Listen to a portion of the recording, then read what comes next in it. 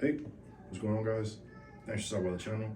And today we're going to be going over the industry's most thrown around, underutilized, and undercovered term, and that's dry fire. Now, why do I say it's the most undercovered? Usually, when you hear that term, someone is just saying you should dry fire more, but they never say why you should dry fire, what you should be dry firing, or anything like that. It's just kind of like a blanket statement, go dry fire. But today, and like you all know, I want my channel to be geared more towards, like I always say, bringing new shooters into the community, but answering the questions that I had when I was first getting into like rifle type shooting. So what is dry fire? Dry fire is equivalent to a boxer shadow boxing, a wrestler doing stance and motion, a martial artist doing their forms, jiu-jitsu just rolling, all these other things where they're going through the motions. They're feeling, they're shaking out their kit, you know what I'm saying? They're learning what works and what doesn't work, when to move here versus not when to move there. So what I'm going to be covering in this video is the benefits that you gain from dry fire. First and foremost, it's free, but it's more so of the I've been here before. We've all, I don't know about you, but I'm a wrestler, or I used to be a wrestler, and there was nothing more like confidence building than going into a match and somebody tries a move on you and you're like, ha, I've been here before, so you know what to do. Dry firing with the rifle is essentially the same way.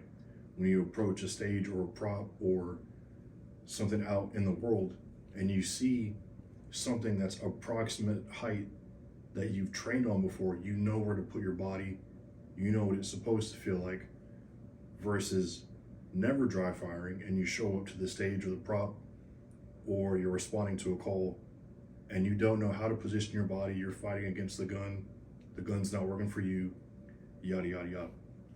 So we're gonna teleport over to my living room, or my kids' playroom actually, and we're gonna go over just a rough little rundown of some things that you should be doing in your dry fire. Okay, so here we are. I have a chamber flag, so YouTube RSOs, calm down.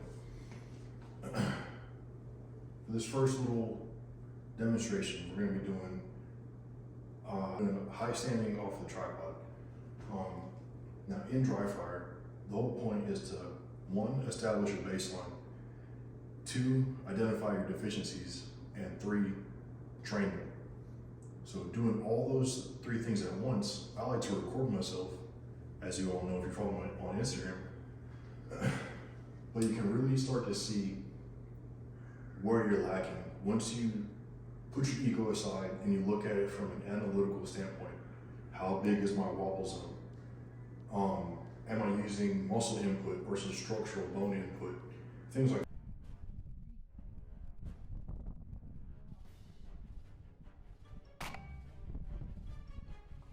that.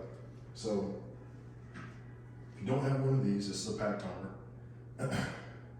You can just use you can set a stopwatch alarm or something on your phone, or I don't know, play a song on repeat over and over and over again. But essentially the point here is to gain data on how fast does it take me to build my position and break a clean shot. Once you can start doing that consistently, then you can start shrinking your time or shrinking your targets, stuff like that. So what I'm gonna do, I'm gonna set up a 6-second part time.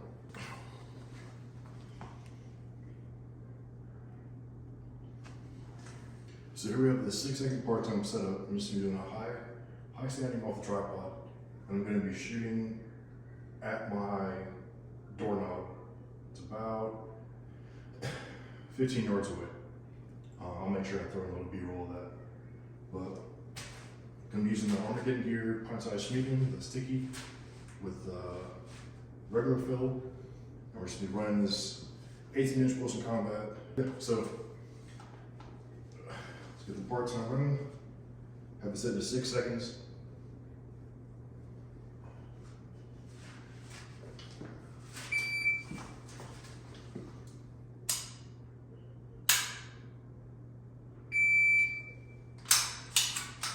See, out the gate, 6 seconds might seem like a lot, or might seem like not enough time, depending on your skill level.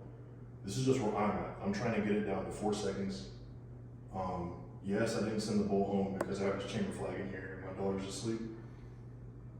But yeah, little things like this, you can start setting benchmarks for, okay, on this date, I was this fast from this position.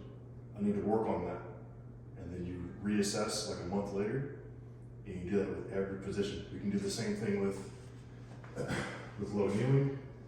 I'll set that up. So see, we can start looking at these other positions in the same way too. So I'll feign, or I'll motion to the bull release like I'm still doing it in a match. But you're just establishing the baseline and drilling essentially to improve your time on that position. So here I have the same 6 second part time. We're gonna be going to low kneeling, same target.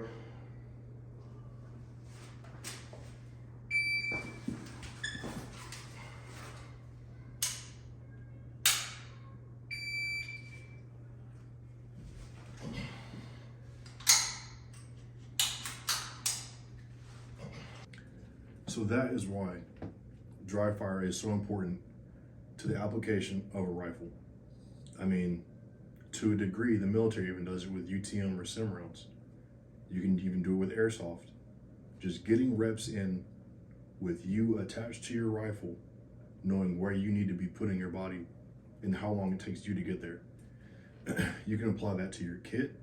Is this in the right place? Do you not know? Go try it out. Go run it in a match. Go take a class with that kid.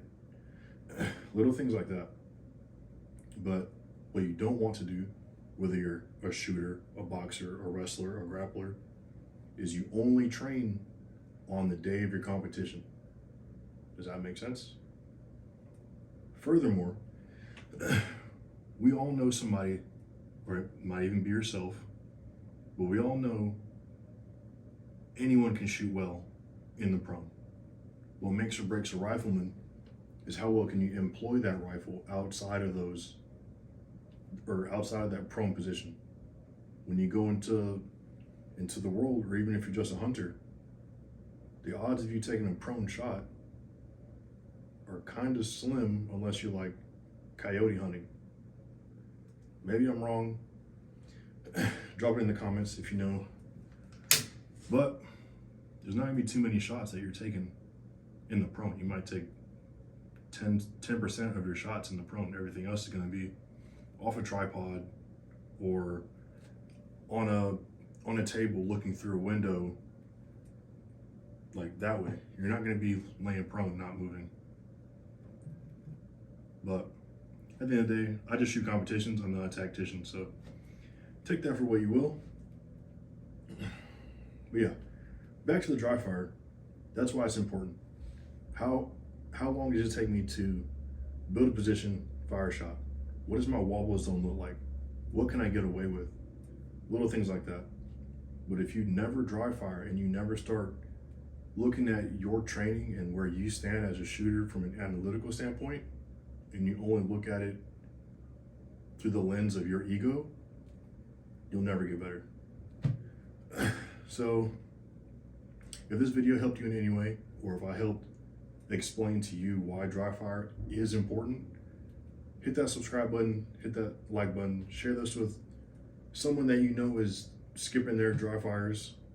I mean, I just did like two different iterations. I did other stuff off camera, but you only need like 15 minutes at max to set up and be done.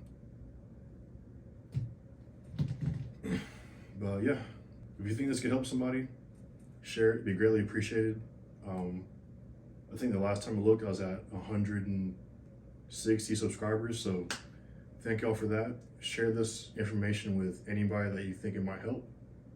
If this can help save the money down the line, I'm all for it. Because I remember when I was first getting into shooting, I was doing all kind of dumb stuff. That was not the right stuff.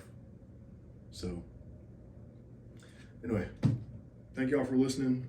Thanks for tuning in. Until the next one. Oh, dad advice. Get in the gym. Strength is never a weakness. Weakness is never a strength. You'll never hear somebody say, I don't want that person on my team because they're too strong. But you probably will hear someone say, I don't want so-and-so on my team because they're too weak. So get in there, train your weaknesses, whether that's your actual level of strength, how well can you build positions. I mean, look at this like a stat tree. Max all them stats out. Look, we're here for a good time, not a long time. So don't spend all your time putting stupid comments in other people's shit, and just be a good human and go to the gym. But until next time.